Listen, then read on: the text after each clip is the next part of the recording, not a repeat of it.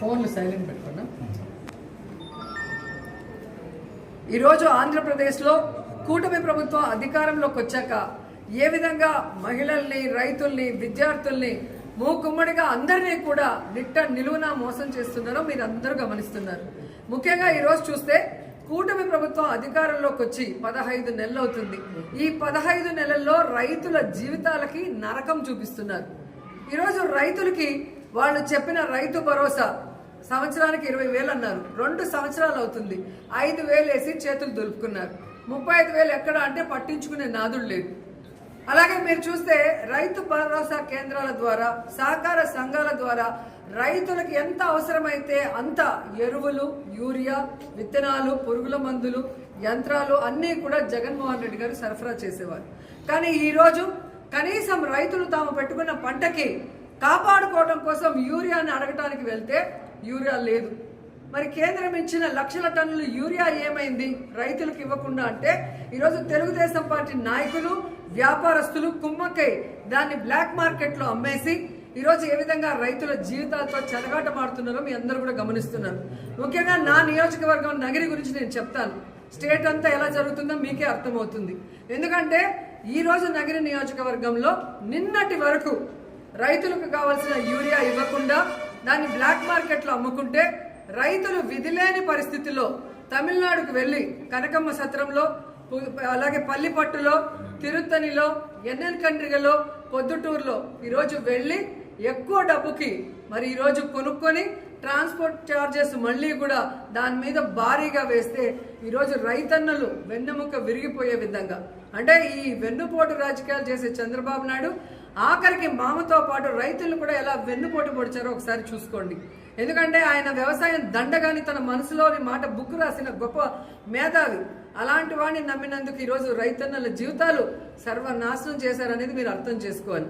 ఎందుకంటే యూరియా ఒక్కటే కాదు, చంద్రబాబు నాయుడు, పవన్ కళ్యాణ్ అధికారంలోకి వచ్చాక ఈరోజు రైతులకు ఇవ్వాల్సిన రైతు భరోసా లేదు, పంటల బీమా లేదు, అలాగే ఈ క్రాప్ లేదు, అలాగే రైతులకి పండించిన పంటకి గిట్టుబాటు ధర లేదు.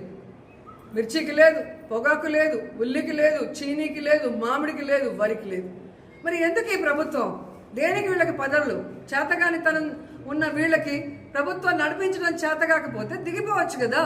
మొదటిసారి ముఖ్యమంత్రి అయిన జగన్మోహన్ రెడ్డి గారు ఎలా రైతు భరోసా కేంద్రాలు తీసుకొచ్చారు, రైతులకి వాళ్ళ గ్రామాల్లోనే అన్ని ఎలా అందించి వాళ్ళకి అన్ని రకాలుగా అండగా నిలబడ్డారు. మీరెందుకు ఈరోజు ఇంత సీనియారిటీ ఉందంటారు? 4 సార్లు ముఖ్యమంత్రి అయిన మీకు ఎందుకు రైతుల్ని కాపాడుకోలేకపోతున్నారు, రైతు సమస్యలు ఎందుకు తీర్చలేకపోతున్నారు అని అడుగుతున్నా. అంటే చిత్తశుద్ధి లేదు. ఈరోజు చంద్రబాబు నాయుడుకి, పవన్ కళ్యాణ్కి, లోకేష్కి ఈరోజు రాష్ట్రంలో వాళ్ళ కూటమి ప్రభుత్వంలో ఉన్న ఎమ్మెల్యేలకు, నాయకులకి ఇసుక దోచుకోవడం, మద్యం దోచుకోవడం, అలాగే భూములు దోచుకోవడం, ట్రాన్స్ఫర్లలో దోచుకోవడం ఎలా అలవాటైందో ఈ రైతుల నోట్లో మట్టి కొట్టి యూరియాని కూడా బ్లాక్ మార్కెట్కి అమ్మేసి దోచుకోవడం చూస్తుంటే వీళ్ళు ఎంత కక్కుర్తిగాళ్ళో ఈరోజు మనకు అర్థమవుతుంది. సో ఇలాంటి నాయకుల్ని, వ్యాపారస్తుల్ని, బ్లాక్ మార్కెట్ని నియంత్రించాల్సిన బాధ్యత ఉన్న చంద్రబాబు నాయుడు నియంత్రించకపోగా ఎక్కడా కొరత లేదు, సఫిషియెంట్గా అంతా ఉంది అన్నాడు. మరి అంతా సఫిషియెంట్గా ఉన్నప్పుడు ఎందుకు గ్రామాల్లో రైతులకి యూరియా దొరకట్లేదు? ఎందుకు గ్రామాల్లో రైతులకి ఎరువులు దొరకట్లేదు? నేను ప్రశ్నిస్తున్నాను, ఆన్సర్ చెప్పండి. ఈరోజు మీరు అంటున్నారు కదా అన్ని సక్రమంగా ఉంటే ఈరోజు జగన్మోహన్ రెడ్డి గారు డేట్ అనౌన్స్ చేశాక ఎందుకు నిన్న మీటింగ్ పెట్టుకున్నారు? ఎందుకు సెంట్రల్ మినిస్టర్ నడ్డాకు ఫోన్ చేసి మాకు యూరియా కావాలి పంపించండి అని ఎందుకు అడిగారు? టైంపాస్కి అడిగారా? అంటే కొరత ఉందని మీకు తెలిసి సైలెంట్గా ఉంటారు మీ ఛానళ్ళన్నీ. వైఎస్ఆర్సీపీ మాట్లాడితే తప్పుడు కేసులు పెట్టచ్చు, వాళ్ళ మీద దుమ్మెత్తిపోయొచ్చు అనుకున్నారు. కానీ రైతులు కూడా రోడ్డెక్కి ఈరోజు అన్ని రకాలు ఉల్లి రైతులు కానీ, మిర్చి రైతులు కానీ, పొగాకు రైతులు కానీ, మామిడి రైతులు మీ మీద ఎంత నిరసన వ్యక్తం చేస్తున్నారో మీరు గమనించారు. దానికి అండగా ఈరోజు వైఎస్ఆర్సీపీ నిలబడగానే మీరు దిగొచ్చి ఈరోజు కేంద్రంతో మాట్లాడుతున్నారే. మరి ఈరోజు అక్కడ మాదే ప్రభుత్వం, ఇక్కడ మాదే డబుల్ ఇంజిన్ ప్రభుత్వం అన్నారే. మేము లేకపోతే మోడీ లేడు, మా మీద ఆధారపడి ఉన్నాడు అన్నారు కదా.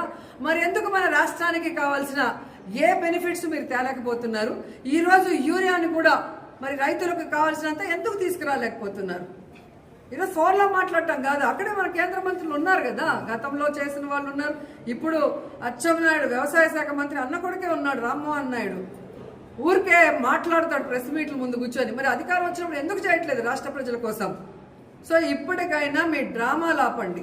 మీ డ్రామాలు ఆపి రైతులకు కావాల్సిన యూరియాని, ఎరువుల్ని వెంటనే అందుబాటులో తీసుకొచ్చి అందరికీ అందజేయండి. ఆల్మోస్ట్ ఈ రోజుతో అంతా అయిపోయిన తర్వాత ఇప్పుడు తెచ్చాము అని చెప్పి ఆర్డీఓతోనో పోలీసులతో చెప్పించి మమ్మల్ని సప్రెస్ చేయాలంటే ఇక్కడ ఉన్న వాళ్ళు రైతులు అందరు ఫేసులు చూసుకోండి. వాళ్ళకి ఎంత భూమి ఉంది, వాళ్ళు పంటలు వేస్తారా లేదా, వాళ్ళకి ఎరువులు కావాలా, విత్తనాలు కావాలా, యూరియా కావాలా, మీరు గమనించండి. కాబట్టి వైఎస్ఆర్సీపీ వాళ్ళు అంటే ఏదో ఒక నింద వేద్దాం, ఏదో ఒక ఫేక్ కేసు పెడదామంటే ఎవ్వడు భయపడే పరిస్థితి లేదు. మేమందరం కూడా పోరాటాల పార్టీలో ఉన్నాం. దమ్మున్న నాయకుడు జగన్మోహన్ రెడ్డి గారి నాయకత్వంలో ముందుకెళ్తున్నాం. మేము ప్రతిపక్షంలో ఉన్నప్పుడు ప్రజలకు ఏం చేస్తామని చెప్పామో అధికారంలోకి వచ్చాక అవన్నీ కూడా చేశాం. అన్ని వర్గాల వారికి, విద్యార్థులకి, మహిళలకి, రైతులకి. ఈరోజు అపోజిషన్లో ప్రజలు కష్టపడితే సహించాం. వాళ్ళ కోసం ఎంత దూరమైనా పోరాడతాం, ఎన్ని కేసులు పెట్టినా కూడా పోరాడతాం. సో అది ముందు మీరు తెలుసుకొని సమస్యని పరిష్కరించే దిశగా మీరు ఆలోచించండి. సమస్యని వెంటనే పరిష్కరించండి. లేదంటే రైతులకు అండగా మేము ఎప్పుడు పోరాడుతూనే ఉంటాం.